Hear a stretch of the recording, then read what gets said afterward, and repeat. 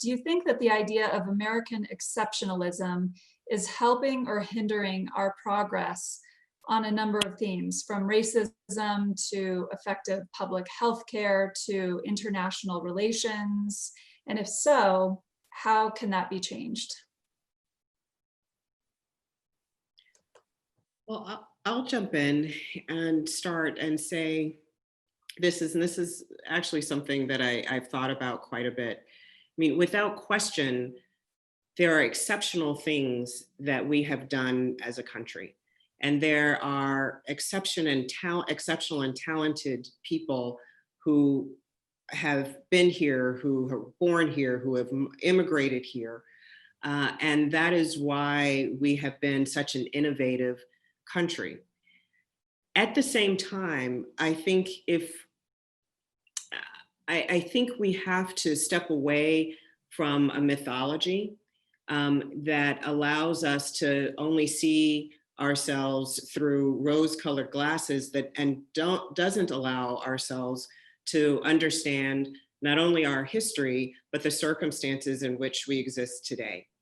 And for example, I think about, I also teach at the University of Virginia, and oftentimes I was in one of my classes and a student was talking about the American healthcare system, the best outcomes in the world.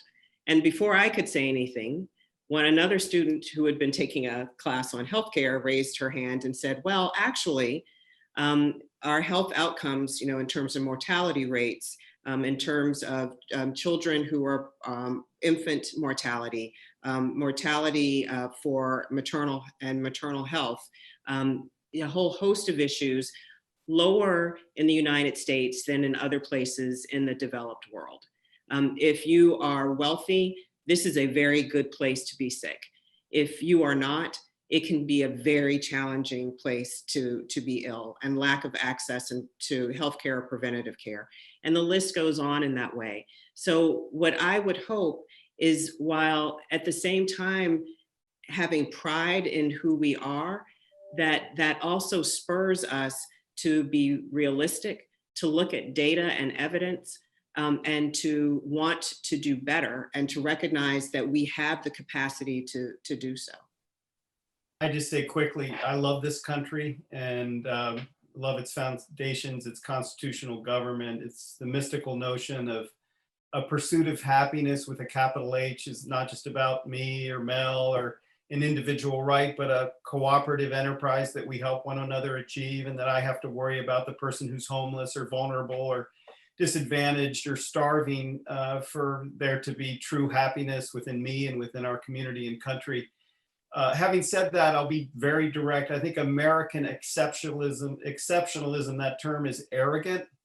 And that as we move, I'll never forget President Clinton came and spoke at City Year's 25th anniversary, and he said the new word is going to be interdependence. And we pitch our tents on different ground, but if we don't recognize our common humanity across borders, across background and differences, and learn from one another and innovate from one another, I think we should be an exceptional country that is exceptional in quietly and humbly, and also has a spirit of, there's so many things that we can learn from other people. When I went to Africa, I expected in some ways to be giving so much. And I came back and was totally transformed by the spirit of happiness and depth of dealing with conflict and poverty and starvation, and yet having a certain transcendent happiness. And so I think we have to open ourselves up and stop talking about American exceptionalism and be quietly and humbly so proud and happy for the gifts that this country brings to so many people.